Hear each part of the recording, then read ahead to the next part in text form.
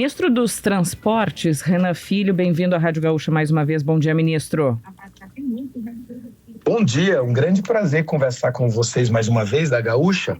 Queria desejar bom dia a Andressa, a Rosane e a Giane, que vão participar dessa entrevista. Ministro, a gente ainda está se acostumando, assim como a população brasileira, às novas regras da CNH e causa alguns estranhamentos, alguns questionamentos nesse início, e um deles é sobre a prova prática. Lhe perguntei há pouco na RBS TV, né, o nosso segundo bom dia de hoje, ministro, mas peço que o senhor explique para os nossos ouvintes o porquê das mudanças na prova prática, que mudou a pontuação e os tipos de infrações. Por exemplo, errava na baliza ou saía sem o cinto de segurança. São coisas do teste que passam a ter um peso diferente e uma soma diferente também. Por que essas mudanças e elas continuam mantendo a garantia de que não teremos pessoas despreparadas no trânsito? Ministro Renan Filho, ministro dos Transportes, conversando conosco. Será que... Acho que caiu. O problema, ele não está nos ouvindo, só a gente não está ouvindo. Acho que caiu mesmo, né? Ministro, ele, como eu disse, conversou... Me desculpe. Oi, agora sim. Agora, o senhor conseguiu ouvir minha pergunta? Eu ouvi a pergunta, Andressa, que se tratava da prova prática, né? Isso. Cortou um pouquinho, mas eu, como já conversei um pouquinho com você na televisão, eu compreendo o que você quis perguntar. Perfeito. Deixa eu lhe dizer. Primeiro, nós aproveitamos a experiência internacional comparada. O Brasil, ele, pela autonomia que os estados têm, dada a nossa Constituição e os próprios DETRANs, a gente tinha muitos modelos de provas diferentes. Então, a primeira providência dessa mudança foi uniformizar nacionalmente as provas, porque isso garante um padrão nacional, garante qualidade e garante que a gente encerre o que acontecia em alguns estados, que era uma indústria da reprovação do cidadão. Porque em muitos lugares, reprovar significava poder cobrar de novo das pessoas, cobrar por reteste, cobrar novas aulas práticas para o cidadão fazer uma nova prova. Então isso encarecia ainda mais o processo. Veja bem que aí no Rio Grande do Sul, que já é um dos estados que tinha a carteira mais cara no Brasil, se a pessoa fosse reprovada, ela tinha que pagar uma série de contas adicionais. Ou seja, o cidadão não aguenta mais isso. E por isso nós simplificamos o teste, nós evitamos a reprovação sumária, porque a principal característica do teste brasileiro é que ele reprovava sumariamente o cidadão por erro. Então, um ou outro erro, ele podia reprovar, ensejar uma reprovação sumária. Agora, nós estabelecemos como um condutor que está se submetendo ao teste pode ser reprovado, porque o teste ele tem que aferir se a pessoa tem ou não condição de receber a CNH permissão.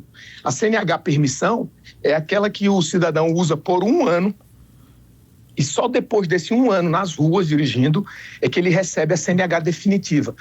Ou seja, a própria permissão, ela também é um processo anterior à CNH definitiva. Então, essa mudança padroniza, garante segurança, uniformidade para o Brasil e leva em consideração os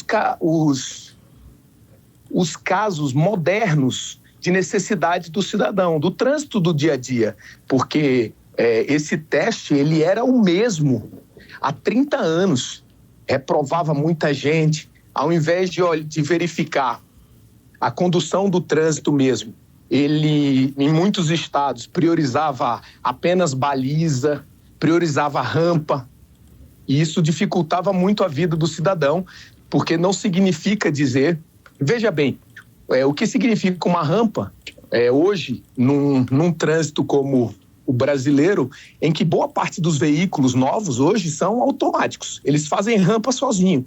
Então, as rampas, em muitos lugares, elas reprovavam os alunos reiteradamente. Isso gera uma indústria da cobrança de novos recursos do cidadão brasileiro. Bom, ministro, mas de qualquer forma, vamos lá, a rampa é uma coisa que a maioria dos carros faz sozinha, de fato, mas se a pessoa não souber fazer rampa e estiver num carro manual, é um problema para quem vem atrás, né? Mas eu queria lhe perguntar sobre uma outra coisa que nos incomoda muito aqui, que é a falta de preparação dos motociclistas. Eles hoje fazem os testes mesmo com carteira e saem para o trânsito. E o número de mortos em acidentes com motocicleta é absurdo, não só no Rio Grande do Sul, como no Brasil. Não tem como melhorar a preparação dos motociclistas para evitar essa mortandade no trânsito? Com certeza a gente tem que reduzir a mortalidade no trânsito, mas o problema não é só a formação. É isso que a gente tem que levar em consideração. A formação, quanto mais cara ela é, mais gente dirige sem carteira. E uma boa parte das pessoas que morrem, inclusive, elas morrem sem carteira. Só que a imprensa muitas vezes nem sabe, a sociedade não sabe.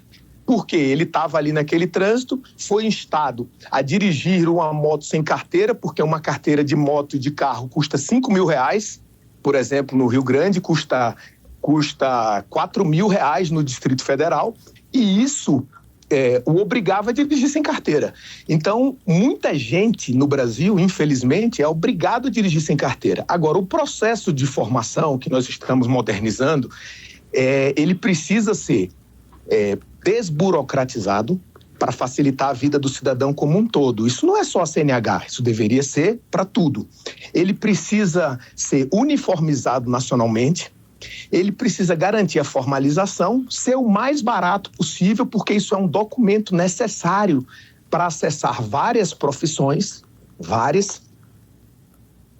e ele precisa de testes para garantir que as pessoas façam o processo. Então, essa discussão ela vai melhorar o trânsito ou piorar? A modernização foi feita agora. Obviamente vai melhorar, porque vai formalizar as pessoas. Eu sempre faço uma analogia com relação à bancarização. O Brasil, ele passou por um processo de bancarização nos últimos anos. O cidadão, há 30 anos atrás no Brasil, ele não tinha sequer conta de banco.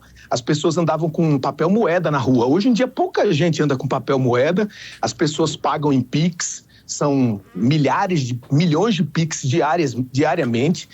Isso foi um processo de bancarização. Obviamente, isso facilitou o investimento, o crédito das pessoas. O Sistema Bancário Nacional começou a conhecer as próprias transações, o que deu muito mais transparência. O mesmo vai ocorrer no trânsito. Quando a gente barateia a carteira, todo mundo vai ter mais facilidade para tirar a carteira. E isso vai garantir que você que é habilitado, do seu lado, tenha também um cara habilitado ali. E não uma pessoa que está ali fugindo da polícia, se escondendo, porque não tinha o dinheiro para tirar uma habilitação. Isso no Brasil é muito ruim. Agora, vale colocar também que morte em trânsito no mundo, ela é associada a alguns fatores que não são principalmente ligados à formação. Sobretudo, velocidade, consumo de bebida alcoólica, uso de celular, que é o fenômeno mais moderno hoje, para gerar acidente. O cidadão está usando o celular na hora em que ele está dirigindo, e isso tira muito a atenção. Esse tipo de coisa, ele gera mais acidente do que a formação do condutor. A formação do condutor, ela precisa manter os critérios, os parâmetros internacionais. Foi isso que a gente trouxe para o Brasil agora, modernizando o processo e barateando. Aí no Rio Grande mesmo, a carteira caiu 70% o custo, como eu dizia para vocês. Isso é uma coisa que precisa ser dita às pessoas, porque essa inclusão, a formalização vai melhorar o trânsito brasileiro. Até porque as próprias penalidades no Brasil, elas são vinculadas à carteira de condução. O cidadão que não tem a carteira, ele não tem nem como sofrer penalização no país hoje.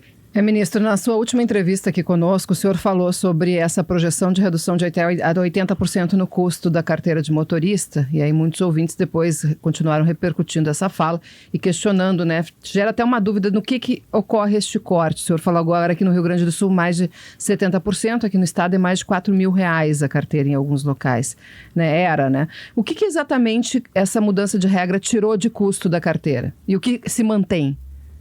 Tirou o seguinte: antes o cidadão, para tirar uma habilitação, ele tinha que obrigatoriamente contratar 20 horas numa autoescola, 20 para carro, 20 para moto. Isso já o obrigava a fazer 40 aulas práticas. Agora o cidadão vai contratar quantas aulas ele precisar para aprender. Isso ele acha justo.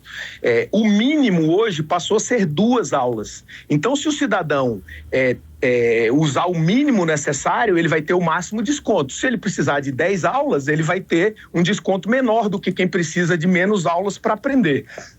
Isso é uma coisa. A segunda é que nós limitamos os exames a R$180 no Brasil todo. Tinha estado que cobrava quase R$500 por 2 exames obrigatórios, um exame psicológico e um exame médico. Terceiro, nós tiramos a carteira física para quem não quer a carteira física. O cidadão só vai comprar aquela carteira em papel moeda agora se ele desejar, porque a carteira digital, ela já substitui em tudo para o trânsito brasileiro a carteira física. Então, a pessoa que quer ter a carteira física, ela tem e paga. A pessoa que não deseja ter, ela tem só a digital, e a digital é gratuita. Então, isso também barateou bastante. E isso permite que o Detran baixe as suas próprias taxas, porque ele, obviamente, não vai precisar, se o cidadão não quiser, emitir a carteira. E isso fez despencar entre 70% e 80% o preço mínimo. Obviamente, cada pessoa vai pagar o número de aulas que precisar. Mas qual é a grande vantagem? É que agora, antigamente, o cidadão chegava numa autoescola, num centro de formação de condutores, e ele perguntava assim: quanto é a carteira? Aí o cidadão dizia lá na autoescola: olha, você tem que contratar 20 horas aulas e custa tanto, isso é determinação do governo. Agora não, agora o cidadão vai perguntar para ele assim: em quantas horas você me ensina a dirigir? E isso vai gerar uma inovação no setor, porque vai mudar a própria forma de ensinar, de aprender. Além disso, teve uma redução muito considerável, que é o curso teórico. Tinha autoescola que vendia o curso teórico por R$1.000. As aulas teóricas, aquelas 45 aulas presenciais. Agora nós disponibilizamos isso gratuitamente no aplicativo CNH do Brasil, que foi, durante todos esses últimos dias, desde o lançamento do programa, o aplicativo mais baixado da Apple Store. Isso é muito importante, porque raramente o governo consegue fazer um aplicativo que tenha tanto interesse do conjunto da população como esse aplicativo teve. Ele teve 25 milhões de acessos desde do lançamento do programa até agora. Então isso é super relevante, as pessoas vão escolher como vão estudar agora para a prova teórica. Antes isso custava R$1.000, agora pode custar 0, obviamente, para quem consegue estudar. Tem gente que vai precisar de um professor particular ou de uma autoescola. Então, essa pessoa, ela vai continuar pagando. Mas quem consegue estudar para fazer a prova teórica por meios digitais, pode comprar uma publicação, acompanhar publicações na internet e se preparar, estudar à distância, isso ficou muito mais barato, pode até ficar de graça, porque nós disponibilizamos no aplicativo CNH do Brasil, gratuitamente a preparação para o curso teórico. Então, isso é muito importante também para o cidadão, e esse custo foi para 0. Em relação aos CFCs, Detrans, eu falei sobre a minha impressão de que nem sempre fazem força para as coisas funcionarem dentro dessas novas regras. Tem CFC aqui em Porto Alegre, por exemplo, dizendo, não, a gente não vai oferecer 2 aulas, no mínimo 8 aulas. Essas situações devem se repetir em outras autoescolas. É ilegal, não é ilegal? Vem do cliente dizer, bom, então vou procurar outro CFC. Como é que funciona, ministro? Olha, o CFC ele é uma empresa. Se a gente comparar um CFC com um restaurante, tem restaurante que oferece prato feito, tem outro que vende por quilo, tem um terceiro que vende à la carte, como se chama, né? É um termo, acho que francês. E, obviamente, o CFC ele vai se especializar em algum tipo de serviço. Tem CFC que dá aula a mulheres, tem CFC que dá aula a idosos, tem CFC que é especializado em jovem.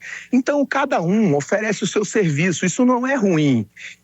Agora, ele só não pode descumprir a legislação. Ele pode até dizer que a empresa dele não vende 2 aulas, aí o cidadão vai procurar em outra empresa que venda. Vai ter um instrutor autônomo A gente tem alguns A melhor coisa... Voltou, ministro. A melhor coisa para qualquer setor é a competição, é a concorrência, porque ela garante para o cidadão melhor preço e melhor qualidade do serviço. Por isso a gente precisa ter a competição nesse setor também, que ele era um setor muito marcado pela não competição, pela reserva de mercado, pelo comportamento de monopólio. Então, se agora um dono de CFC, ele disse assim, olha, aqui no meu CFC, o mínimo são 8 aulas. Obviamente, o cidadão que precisa de menos horas para dirigir, vai procurar outros também, vai procurar um instrutor autônomo. E o que o cidadão vai ter que fazer? Ele vai ter que aprender, que ele vai ter que passar no teste prático. E o teste prático é quem vai aferir se ele tem condição de dirigir ou não, agora padronizado nacionalmente com muito mais segurança. Mas assim, fazendo uma comparação, só para facilitar para as pessoas, se tivesse numa padaria, uma padaria que dissesse assim, olha, eu só vendo a partir de 10 pães. Ela pode vender a partir de 10 pães. Só que, obviamente, aquele cidadão que mora sozinho, ele vai comprar numa padaria que vende 1 pão, 2, 3, aquilo que ele precisa comer. A gente não pode dizer ao cidadão quantas aulas ele precisa para aprender. Quem tem que dizer é o cidadão. Porque na vida das pessoas, não sei se vocês concordam comigo, quem tem menos dinheiro, pouco dinheiro, mas precisa da carteira para trabalhar, obviamente ele vai se dedicar mais, ele vai se esforçar para aprender. E se ele se esforça para aprender, ele aprende mais rápido. E aquele que não tem problema, que tem dinheiro sobrando, e se ele quiser fazer muitas aulas, até mais do que um monitório, ele faz. Só que assim, antes, no passado, no Brasil, a gente se acostumou a dizer ao cidadão o que ele tinha que fazer. Era o Estado que dizia que tinham que ser 20 aulas. Por quê? Por que todo mundo pagar 20 aulas? Se tem gente que precisa de 10 para aprender. Essa autoescola mesmo está dizendo que vai fazer com 8. Mas antes ela só fazia com 20. Então, com 8 já vai ser um grande benefício. É menos da metade do preço. Então, essa mudança, ela já ensejou todas essas discussões. Isso foi super positivo. As pessoas estão super felizes na rua. Eu sugiro que a Rádio Gaúcha, além de conversar com as entidades que fazem essas ressalvas que normalmente vocês colocam, escutem as pessoas, porque assim, esse programa, ele está fortíssimo do ponto de vista de aprovação popular, porque as pessoas sentem-se prestigiadas. O barateamento significa a inclusão delas, e o processo anterior, pelo preço elevado, ele era muito excludente.